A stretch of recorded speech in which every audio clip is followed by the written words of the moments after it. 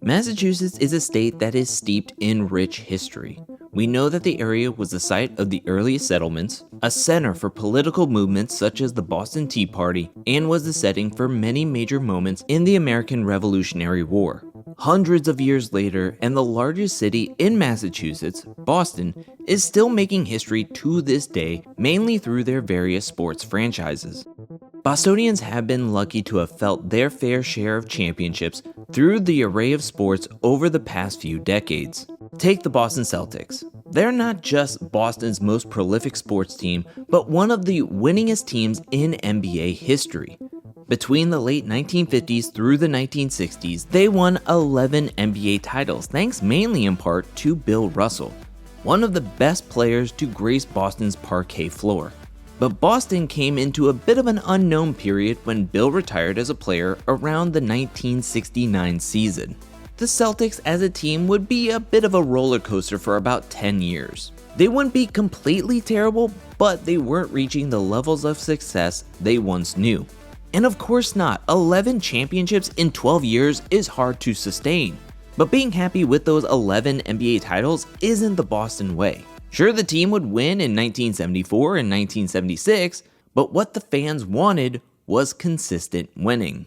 No one would move the needle for them until 1979 when a man named Larry Bird donned the green, white, and gold. It's interesting because Larry was drafted in 1978 but already committed to playing his senior year at Indiana State. The Celtics saw enough of his talent and potential that they were willing to endure being 10th place in the East, marking their worst finish in franchise history at the time. Larry was coming into his rookie season with all the pressure on his shoulders, and he crushed it. Thanks to his spark, the Boston Celtics went from a 29-win team to 61 wins, finishing first place in the East. However, they fell to Philadelphia in the conference finals. It wouldn't be until the next season that the Celtics would be in the NBA Finals again, and they won. On May 18, 1981, a parade was held in the streets of Boston where everything culminated in a citywide party at the Boston City Hall Plaza. The city was electric as this was viewed as the birth of prominence coming back to Boston. And no one knew that about 2 months later, about 14 minutes from City Hall, there would be another celebration of a birth of a different kind. In 1981, CT was celebrating his first birthday.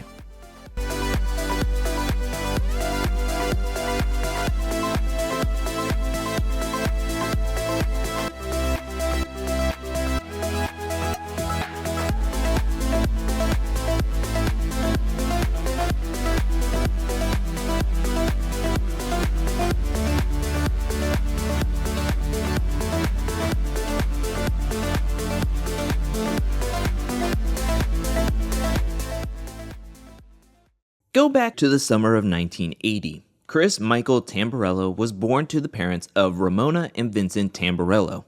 He is the second of 4 kids with his older brother Vincent Jr. and younger siblings Jason and Vanessa.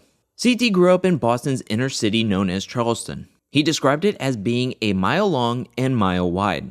He has a fondness for his childhood. He belonged to one of those tight-knit communities where you could say everyone knew your name. The Tamburellos lived within their means with both of his parents working, but they made sure that someone was always home to be there for their kids. His dad worked days, and when he'd come home, his mom would go work nights or be at bingo. CT says that having parents who cared was a major reason why he stayed out of trouble. When CT was in high school, his family moved north to Tewksbury, Massachusetts. He transferred to Shawshene Valley Technical High School, a vocational high school which teaches students skills while also pushing them to seek real job experience by letting them forego periods to work in a field they enjoyed. He worked at an engineering firm where his job was to help create databases. He originally thought he'd go into communications to help work in his family's business, but instead he really took to engineering. CT comes from a highly competitive family and grew up playing hockey, but once he transferred, he felt the urge to switch over to basketball. He was afraid at first to tell his dad he wanted to swap sports, but it really worked out for him, as he became the MVP of the league. After graduating, CT chose to go to University of Massachusetts, Dartmouth. They had an incredible engineering program, and the college was interested in CT playing basketball for them. It seemed like a no-brainer. However, CT wasn't a fan of college. He viewed it as him learning to do something he had gotten paid to do in high school, and he found it to be a waste of time. CT transferred to University of Lowell, which was much closer to home. Anyway, I go to my accounting tutor, and she did tell me to go to a casting call for the Real World in Faneuil Hall at a place called The Rack, which is the Hard Rock Cafe now. It's an old pool hall. In the book, The Real World Paris Culture Shock by K.M. Squires, CT talked about his plan to get ahead of the line. So I took off. I got there and there were 800 people on that line, and I was in the back. So I walked all the way to the front and asked for an application. They gave me an MTV application, but I said no, I'm looking for a job in the restaurant. Then I asked them if I could use the John. I walked out when everyone was getting their interviews done, and somebody called me over. He looked at my blank MTV application and said to me, "Have that filled out by the time we call you." CT stood out to one of the producers, Lisa Fletcher, when he was talked to by one of the security for trying to cut in line. And I'm sure when she saw this tall, blue-eyed college kid in really good shape making a small ruckus, she thought, yeah, he's someone who could make for good TV. He made a good enough impression that he was asked to do a second interview. As he tells the story, it sounds like he didn't take the process too seriously.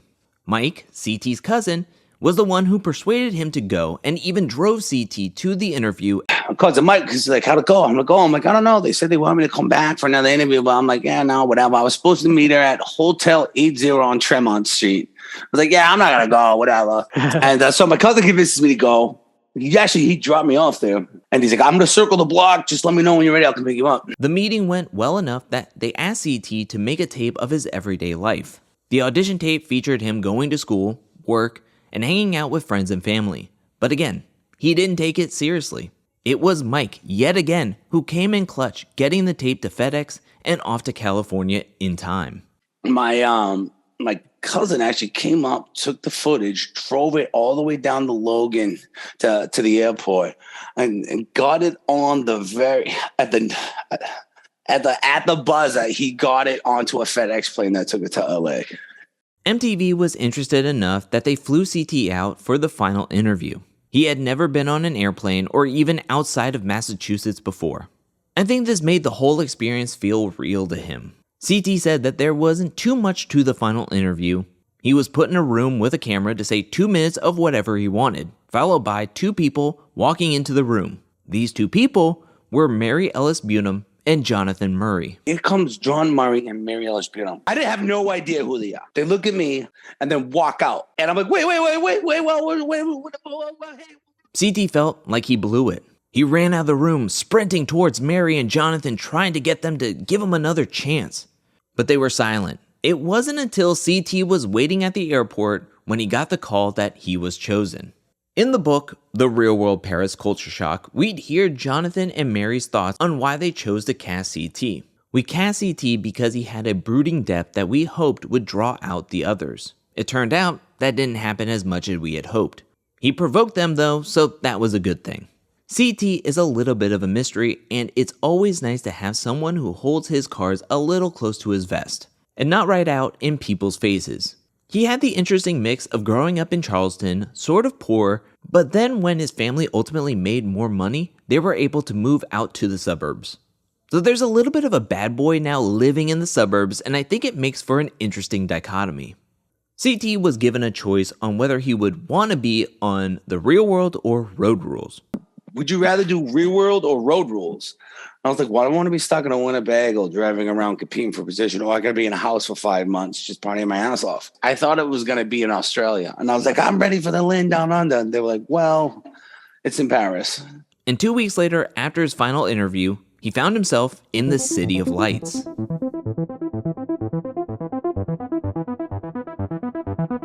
The 13th season of The Real World took place in Paris. We first see CT as this tall, brooding, strong man. He had this mysterious element about him as he walked around in a dark trench coat and sunglasses. Like a Tootsie Roll lollipop. I work around the hot edge first and get to the soft side.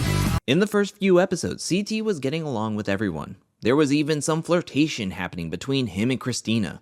But of course, when there are 7 strangers with all different big personalities living together for 120 days, problems start to arise.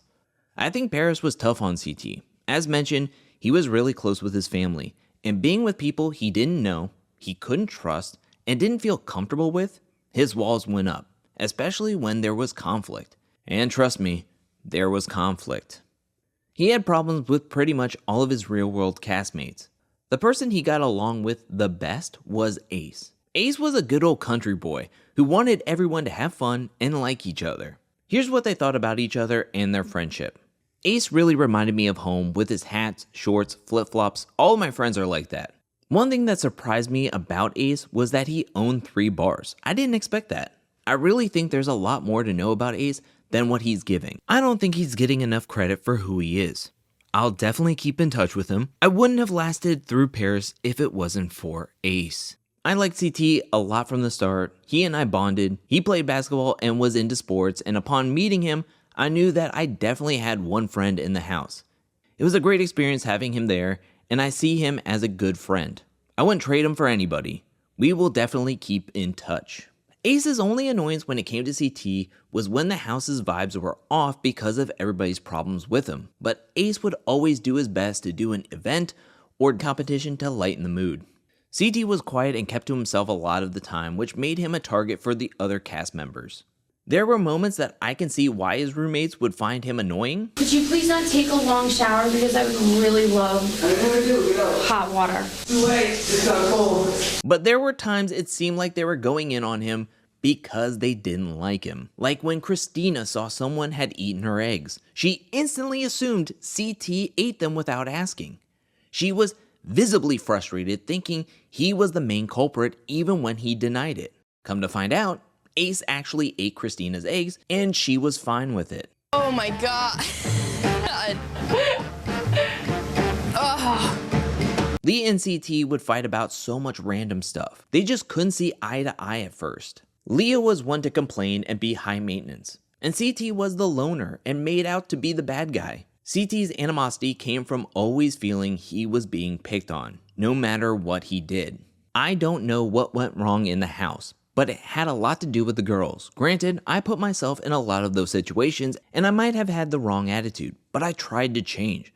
But these girls judged me. I got the feeling that I was in high school and in a popularity contest or something. Everything got bitter. People were holding grudges, and I feel like I was left in the dark about it. I have a hard time believing it was all me. It seemed like people in the house were looking for someone to critique so they could make themselves feel better and save face. I thought my roommates were going to be a bit more understanding than they were. I regret hurting anyone's feelings, purposely or not. I don't try to be that person. Sometimes when you're upset and you feel like you're alone and you feel like the scapegoat. One major moment that would cause an unrepairable fracture was the tulip travesty. It was the night before Valentine's Day when CT called home to Boston. He was low on cash at the time, so he asked his brother if he'd help him out by sending flowers to his ex, Jamie. The next day, a big flower order arrived at the real-world house. Ace, having talked with CT about ordering flowers the night before, told Christina and Leah that CT got them flowers. I was gonna go get y'all all flowers and Christopher already beat me to it. The once upset Christina and Leah had their hearts softened. He was finally out of the doghouse. The problem was, I don't remember ordering any flowers for anybody. I don't remember doing that at all. Upon inspection, the car that came with the flower order said from Christopher. He called home to see if his dad had sent the flowers to help him out, but his father said he didn't do it. Watching the episode, we can see that there are 2 giant vases of flowers, but only one card addressed to Leah. In the Culture Shock book, Christina questioned why CT would buy her and Leah flowers, but not Mallory. Since he said he bought them, Christina was happy and grateful for the flowers. But there was one person in the house who was suspicious if CT had ordered the flowers. We'll get to him soon enough. Everything was going really well until Leah received an email from Christopher, a friend back home, asking if she got the flowers he sent her. This made things so much worse for CT because not only did he not order the flowers, but he was taking credit for someone else's kind gesture. Leah and Christina were really mad at first. It took time, but they let things blow over. They'd be cordial here and there, but a friendship would never fully bloom after the flower situation. CT's biggest adversary on The Real World Paris and the rivalry that would have a major impact for years was Adam King. He's kind of that super, egotistical alpha male type. You can't say anything to his face because he's so gruff and he's so stubborn. Adam was CT's biggest critic. Quick to judgment, always ready to gossip behind his back, and they were just never really close. This is what they said about each other. CT and I had a rough time about midway through, so our relationship ended up not as good as I would have liked it to be. I regret not being able to find some way to reconcile our differences. I think when CT and I were around each other all the time, we just butted heads. I mean, we did go out and have a lot of great times, and CT and I will always have a mutual respect, but the friendship might not be there. But do I honestly think that CT and I will keep in touch? I have to say not as much as with the other roommates. I thought Adam was a real smart kid, real cool at first, but I don't think he was really being honest during his time in Paris. When the camera was on, he was a different person, and not my kind of person. We just had conflicting personalities, I guess. Adam was the first one to say, all the guys need to stick together, but he was also the first guy to go run and behind my back. So I don't think I will keep in touch with him, but I wish him the best. Adam was from Beverly Hills and came from a good life. His father was part of the famous R&B group, the Commodores. Having a successful father comes with a lot of pressures, especially when you try for a career in show business. My entire life, the only thing that's ever been difficult for me is women. Adam tried to come off as a ladies' man, talking about wanting to find a great girl to be in a relationship with. But when a woman was actually interested in him, he'd give her the cold shoulder or stop responding to her. Also, his raps were cringe. I will not be afraid of this place or afraid of a girl who requires a chase. I will not be afraid to quit if a girl's not feeling me. CT came from a small city and didn't show much interest in wanting to be famous. He came on the show for experience and to see what else was outside of Massachusetts. Being so far away from his family, I think was hard on him. He didn't feel like he had the support system, and so being in an unknown foreign place where you can't even lean on the people you live with is tough. Instead of being vulnerable, CT was angry. Things between the two came to an impasse late in the season. First, during a pickup basketball game, the two men got heated when guarding each other. You suck. Great. That's a foul, man. That's not a foul. How you gonna tell me, bro? Hey. Then in the same episode, CT got into an argument with a patron at the Long Hop Bar. The two men took things outside where Ace and Adam tried to get CT to walk away. But he wasn't gonna let things go that easily. That kid not only started with me, he started with the cameraman, he started with the sound guy, he was throwing ice cubes at everybody. I lost it. I lost control. I believe both parties are in the wrong, with the patron instigating by constantly bumping into CT. But CT crossed the line by throwing a. When Ace was finally able to get CT to walk away, Adam went to go talk to the man and his friends to apologize for CT's behavior. I'm very sorry about this. I apologize. Sorry, no problem. Okay. No problem. All right. CT took this as Adam not having his back and undermining him. You ain't got my back, bro. Don't act like you got my back. It was this core memory that would be referenced over and over again throughout the years. Neither man would forget this incident. They tried to talk about this once and only once. See, people have been telling me that I should get an apology from you. Bottom line is, man, I don't like you, you don't like me. Let's leave it at that, bro. I don't care. They would stay acquaintances the rest of their time in Paris, but the damage was done. At the end of the season, everyone shared a nice moment with each other, knowing it was the end of their journey together. Despite their differences or frustrations, they knew that this experience was once in a lifetime. It was life-changing in ways that maybe they hadn't fully grasped or understood at that time. Everyone gave a heartfelt goodbye and was a bit sad as they left one at a time. Except for CT. He wasn't upset to leave. He actually was really excited to be going back home. But when one door closes, another one is waiting to be opened.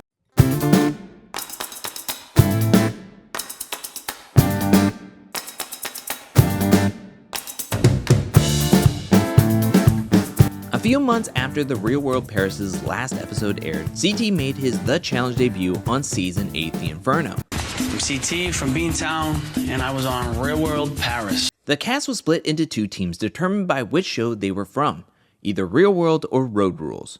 CT was a shining light on the team and on the show. He was strong, tough, a great competitor, and a problem solver. It felt like some of the cast members were putting on a show or trying to drum up drama for camera time. But CT came off as genuine and magnetic. Desperate times call for desperate measures. It's as if the camera was being drawn to him rather than him trying to draw the camera to himself. Road rules wins. I'm a little pissed off. This authenticity is a major key to CT's appeal from the very beginning. That and how handsome he is. My goodness, look at that hair, height, and eyes. CT excelled at the challenges. He was looked at as a huge asset to the team. He won 4 Aztec Lifesavers over the course of the season, which is highly impressive. The only other person up to that point to have as good of a rookie season was Alton, who also won 4 Fresh Look Eye Savers in the gauntlet. Too bad CT's individual success didn't lead to team success. Ace, Mallory, and Leah also made their debuts on the Inferno with CT. Normally, rookies would be tested early and often on the challenge. People don't really know what to expect from them, so teams like to do a trial by fire, so to speak. But also, rookies don't have the connections like the vets do, so usually the numbers are against them. This was true in part for Ace. Cyrus won the Aztec Lifesaver to save himself, and in turn, he sent Ace into the first Inferno of the season. Ace had to stick his head in a case filled with bugs. He lasted all but 3 seconds before he pulled out and ran off to jump in the pool. Little did the real world team know that this would be a sign of things to come. I'm a little disappointed in Ace. He had a really bad attitude. He could have helped us a lot. The real world team members dropped like flies. Ace lost to Jeremy. Trishelle lost to Holly. At least Mike won against Jeremy. But then Mallory lost to Christina. We're down yet another player, so, the hits just keep coming. Someone close to CT on the Inferno was David Burns. They were close family friends outside the show. To have David here, it's a comfort. My mother was really good friends with his mother. Like, we grew up together. I think having David on the challenge helped CT mentally. He had someone that knew him, knew his humor, someone he could trust 100%. Much better than him feeling alone and cornered like his real-world season. Because he valued having David on the show, he would do anything to make sure he stayed. David wasn't the best competitor. In fact, he was having a pretty bad season, which led him to being nominated for the Inferno in episode 9. His saving grace would be if he either won the lifesaver or was saved by the person who won the lifesaver. Luckily for David, in episode 10, CT won the lifesaver and was willing to save him if and only if the Inferno featured eating in some way. I don't like to eat stuff, that's one thing I don't. Don't Toss Your Cookies is the beginning of CT's legacy at being incredible in food-based competitions. Now, this is a far cry away from being one of the toughest eating challenges, but legends always start from humble beginnings. In CT's first ever The Challenge elimination, he and Shane would eat cookies and drink milk. They get on a small carousel that would spin them around for a period of time. Then they'd eat more cookies and drink more milk. The first to vomit loses. As mentioned, this elimination didn't just show off CT's great eating skills, but also showed off his quick wit. CT, we're not going to be able to see your six-pack after all these cookies. It's all good. You won't be able to see Shane after all these cookies. CT won his first elimination, both saving his pal David and eliminating a number for the Road Rules team. Too bad for the real world team, that would be their last elimination win for the rest of the season. Losing challenges can add a level of frustration to a team, and those frustrations can lead to minor annoyances growing into major animosity. The biggest feud on the real world team came between Julie and Coral. Both women were champions, but Coral was better liked at the time. Julie was more difficult to get along with on various seasons leading up to season 8. Julie grew tired of Coral's comments and her power on the team. She wanted to knock Coral down, literally. CT, trying to be a good teammate and see women wrestle, went to get Coral. She didn't take the news well of Julie wanting to wrestle. I don't wrestle. Julie took the rejection as Coral being scared, but CT had an incredible comeback to shut Julie down. Julie, have you ever been in a fight before? Don't start now. This rivalry wouldn't last long as Julie was eliminated by Katie late in the season. But with one argument gone, another pops up. And that's what happened with the reignition of CT and Leah's beef with one another. It's interesting because one would think that with all their baggage from their real world season, that maybe Leah and CT would be angrier with each other on the Inferno. But no, they were relatively polite for a while. CT's really, and I'm so glad that he's here. I'm glad that we're here together, and it's giving us another opportunity to work together. CT hung out with David and did well in everything while Leah was finding romance with Duel. But things changed when Leah started to become a liability to the team in challenges. For example, Leah had a panic attack before the bungee bound challenge, which resulted in her being taken off in an ambulance.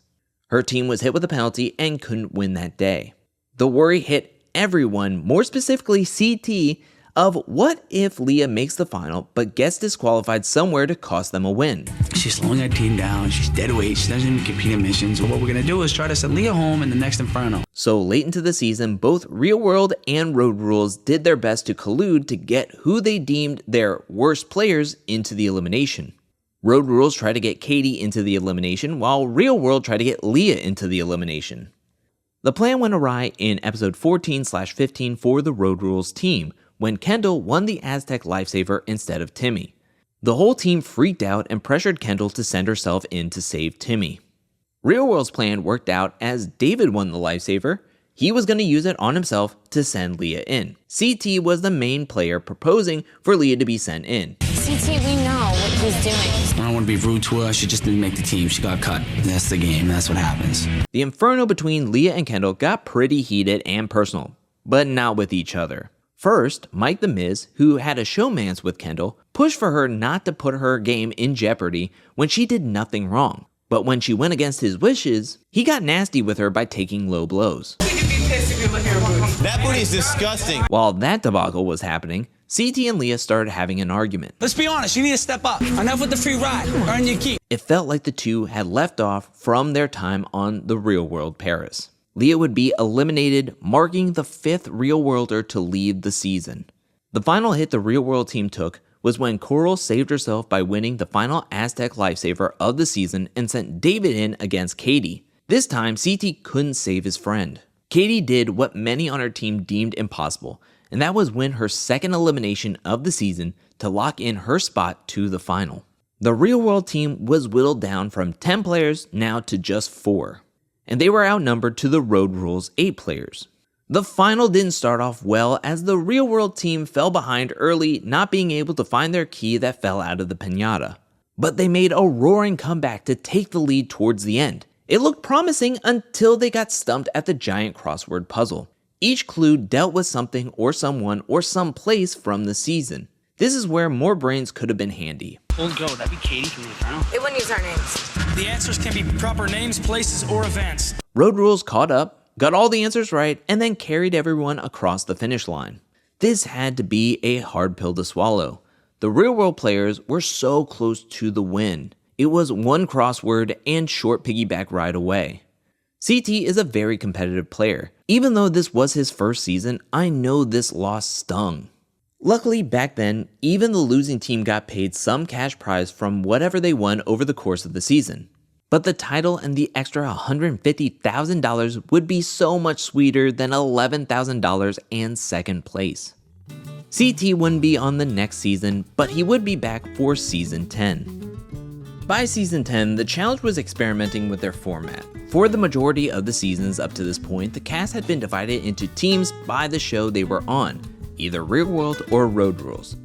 There were some deviations in season 6 and 9 when they had men versus women. The drama on those seasons were pretty good, but overall the gameplay was sort of a flop. The challenge knew they needed to shake up the game, and in season 10 they changed up the format into more vague labels as good guys and badasses. If the audience / production thought you were sort of a goody two-shoes, you were on the good guys team. If you like to argue, have a mean streak, or be more risque on camera, you were on the bad. I'm sure we could all guess what team CT was on. And CT. Looking back at these teams, they were relatively balanced. Each team had 4 champions. Good guys did have more rookies, but with rookies like Jamie, Landon, and Shavonda, I think it worked out because what they lacked in experience, they made up for in less baggage, which plagued the bad. The main inner turmoil on the team came from the Mean Girls versus Tanya. With only 5 women on the team, when Beth quit due to not feeling safe in the house, Tanya was the lone outcast among Rachel, Tina, and Veronica. They would poke fun at her constantly. This frustration and anger would take a toll on the team inside and outside the challenges. The source of inner turmoil amongst the men was with CT. In episode 5, he and Karamo got into an argument. Karamo felt he would be nominated by the good guys team and told everyone he felt more comfortable going against Landon. But CT pushed for Mike to be voted in, as Mike was looked at as the engine of the good guys team. The thought was if Mike was eliminated, then the other team would erode quickly. Karamo hated that his opinion was being dismissed given his game was going to be on the line. Sound like real weak. Like, how you gonna tell us that we're weak? You're the weakest guy on our team. All you do is sleep all day. Kiss my black. With CT feeling like Karamo was trying to attack his character, he hoped Karamo wouldn't win the life shield or CT would find himself in the elimination, possibly against Mike. But those worries were put at ease when Karamo wouldn't even participate in the Dodge Your Balls challenge because there were snakes in the water. You quit. Karamo ultimately got the matchup he wanted when Landon used his life shield to save Mike. Landon ended up winning, marking the end to the good guys' elimination losing streak. So suck it, you beat. See you later. The next time CT had trouble with a teammate came late in the season with Dan. He and Dan had two different friend groups in the house. Dan hung out more with Tanya and Jamie, while CT liked to be around Derek and Abram. Given their different allegiances, a level of skepticism crept into CT's mind. It's late in the season, the final men's elimination was looming, CT didn't want to go through the entire season to be thrown in at the very end and possibly be sent home. CT's paranoia got the best of him as he hounded Dan for confirmation that if he were to win the life shield, would Dan send him in. So what are you gonna send? What do you think you're gonna send me? Why do you think that? You don't like me? Oh God, yes I do, CT. You're a liar. I think this scene at the beach perfectly shows how CT uses his size and loudness to intimidate when he feels backed into a corner. I have this whole thing built up that I'm going to win the life shield and against you. You can't beat me. You're not solving it. Some may see aggression and abrasiveness, but I see a man being nervous and worried. CT won another life shield, Dan went up against Landon, and lost. Fun fact, the good guys lost all but 2 Infernos on the season. Another fun fact, Landon was the only good guy to win an elimination. CT was heading to his second straight final. It's something that is really hard to do, and he did it in a very impressive way. He had one of the best individual seasons ever. CT won 6 life shields. For perspective, there were 8 total life shields to win on the entire Inferno 2 season. With safety came prizes like laptops and plasma screen TVs. CT had a horde of prizes. He didn't go into an elimination, and now he had the possibility to win $300,000 at the end. Going into the final, CT had to feel good. His team was rock solid with champions like Abram, Rachel, and Veronica. Derek was a young rising star in the game like CT. If there was a time to lock in for a championship, it was now. The Inferno 2 final was a lot more physical and more intense, having the players row to shore, bike, and run for miles.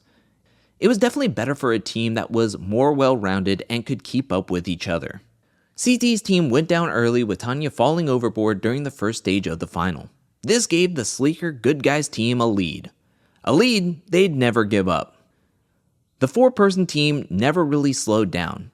There were times when Mike and Jamie had to walk, but the bad team went from a slow walk to a crawl, with both Tanya and Tina unable to move at certain points. The hopes of winning vanished in front of CT's eyes. Really disappointed this time. I really thought we were going to win the final challenge. I just ultimately think that our team didn't want to win as much as the good guys did. The good guys won, and CT settled for another second place finish. He won another $11,000 and a boatload of prizes. But to someone like CT, it felt like the job was incomplete, and it wasn't even his fault. He was the best player of the season. He won the most life shields, won the most prizes, could have lapped everyone in this final, yet because of his team, he lost. He would take the next few seasons off, not appearing on The Gauntlet 2 or Fresh Meat, but he would be back for one of the most significant seasons of his The Challenge career and life in general.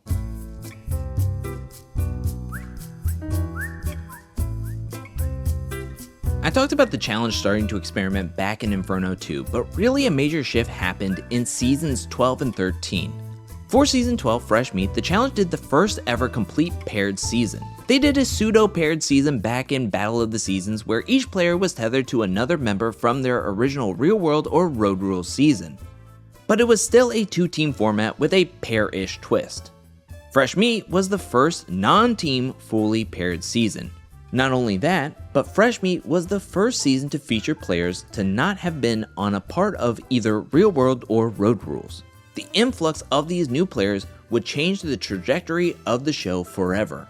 especially how the game would be played in Season 13, The Duel. The Duel was another huge evolutionary step in the challenge as it was the first ever solo season. No teams, no pairs, just everyone looking out for themselves. I know CT was happy because he felt he was hindered by his teams in his first 2 seasons. Now his fate relied solely on his abilities and his gameplay. But the Duel had a ton of variables heading into the season, mainly with the cast. CT was looked at as a veteran, now being on his 3rd season. He was one of 9 players with a veteran status. The rest of the 11 cast members were made up of first-year players and players who debuted on fresh meat.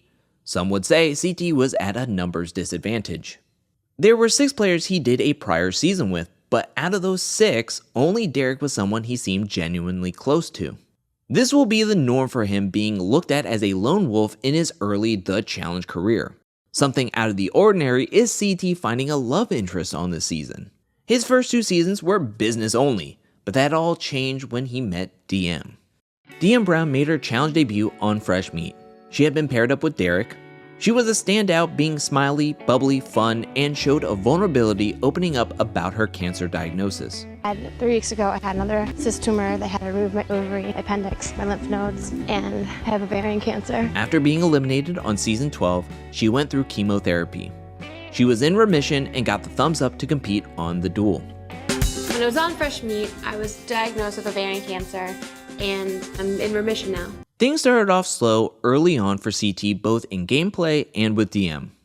Evan actually looked to be the hot new challenger in town. He won 6 daily challenges, resulting in 4 safety wins and 2 prizes.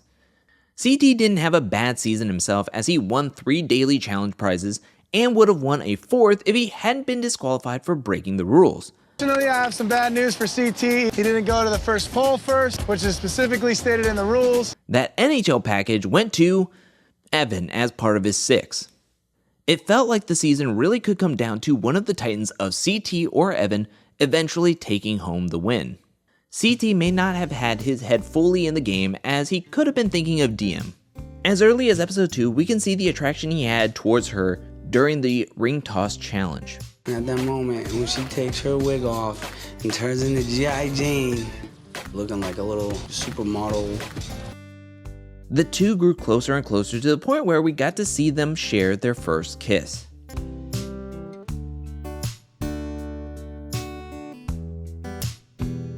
DM described it as perfect.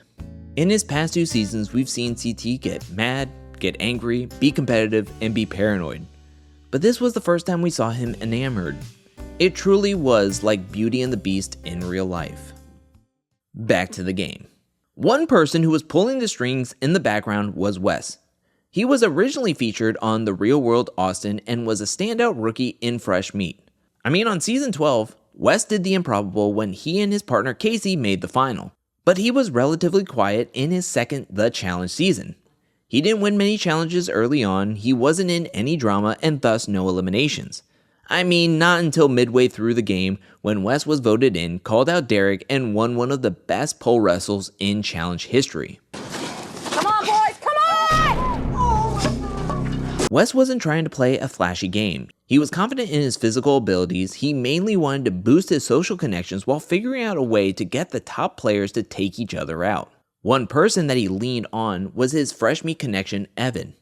As previously mentioned, Evan was a winning machine. Using whatever goodwill he had with Evan, Wes tried to make a deal that they should be looking out for each other. And a way to make sure that they both made the final was if either found themselves in the elimination, they should forgo calling out each other. Instead, they coordinated who they'd call out. Wes agreed to call out Brad if Evan agreed to call out CT. And incredibly, Evan went with this plan. I'm sure Evan wanted to lock in some extra numbers once Kenny and Derek were both eliminated. Too bad for Evan, he'd have to pony up on this deal way sooner than he thought. After winning 5 of 6 daily challenges, Evan found himself being voted into the elimination. Wes had won safety in the Sunken Treasure Challenge, so the options were either CT or Brad.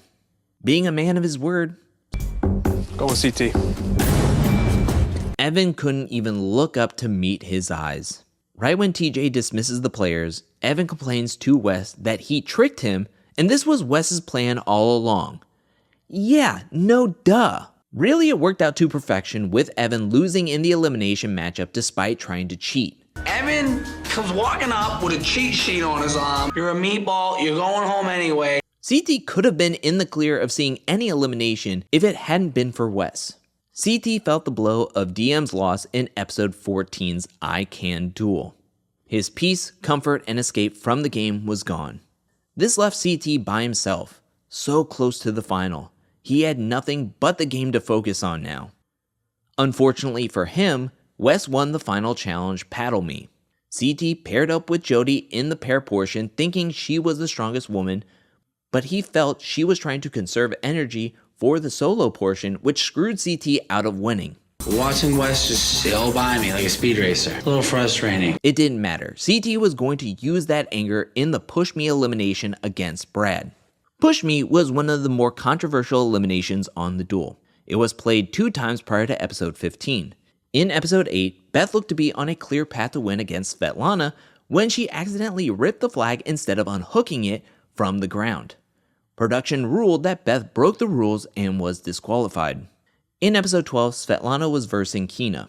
This was a much more even elimination given that both women were similar height and weight. Kina ran out of gas and Svetlana won. This was the first and only time a pair of men played Push Me. Now Brad was in good shape, but this elimination was purely weight-based. The advantage went to the bigger player, and CT was bigger. Brad's only hope was catching CT off guard or getting him to mess up, as there was no way Brad could outmuscle him. The horn blew and Brad's hopes of making the final was slipping like his feet in the sand. CT was marching his way closer and closer, one step at a time. He felt little resistance as he made his way to the flag. As he knelt down to unhook it, Brad was ready to throw his Hail Mary. He wiggled the log in hopes that CT would make the same mistake as Beth. CT knew it was over for him. Wes, seeing the biggest threat in the game gone, felt the need to push and provoke to add salt in the wound. The opportunity opened the door for Wes to let out everything he wanted to say about CT he couldn't on the season. You grow up, you know you're going home. CT, as we've seen in the past, didn't back down.